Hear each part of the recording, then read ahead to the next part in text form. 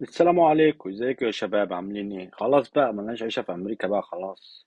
بعد ترامب كله خايف وبيفكر 100,000 مرة: هل ترامب هيرحل الناس؟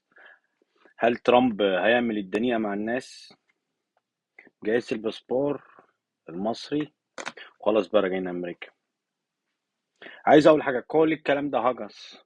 ولا ترامب ولا الكونجرس ولا اعلى سلطة في امريكا تقدر ترحل حد معاه الجنسية الامريكية، ولا الدستور ولا اي حاجة.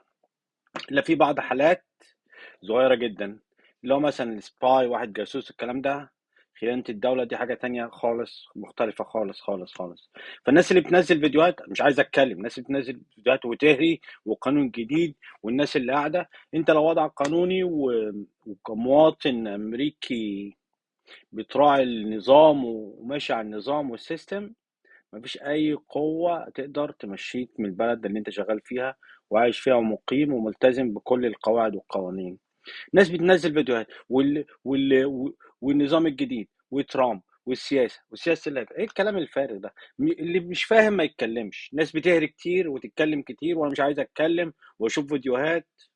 ايه الكلام ده؟ جايب امريكا قانوني، حتى لو معاك الجرين كارد اللي هي الاقامه الريزيدنت، مش الجنسيه حتى، مفيش اي قوه ولا اي باور هيقدر يمشيك من الدوله اللي انت فيها. بطلوا بقى هاري بقى، والناس اللي بتهري وبتتكلم ولا كل يوم بينزلوا فيديوهات. ايه الكلام ده؟ ادي معلومه للناس صح، ما تحورش وما تكدبش، ويخلي الناس اللي قاعده هنا: لا انا هسيب.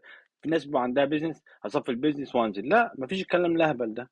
ترامب جه قبل كده قعد 4 سنين، مفيش اي مشكله، بل بالعكس. انت شايف بتدفع ضرايبك، شايف شغلك، مفيش اي مشاكل جنائيه او مشاكل قانونيه عليك، خلاص يبقى الموضوع بتاعك مفيش اي مشكله. ماشي. دي اللي انا عايز اقوله للناس يعني: بطلوا التفكير اللهبل اللي انتوا بتفكروه ده، وبطلوا تدوا للناس معلومات غلط. اللي عنده معلومه، انا قلت قبل كده ما عنديش معلومات عن الهجره، بس حاجه زي كده لازم الواحد يتكلم ويقول فيها.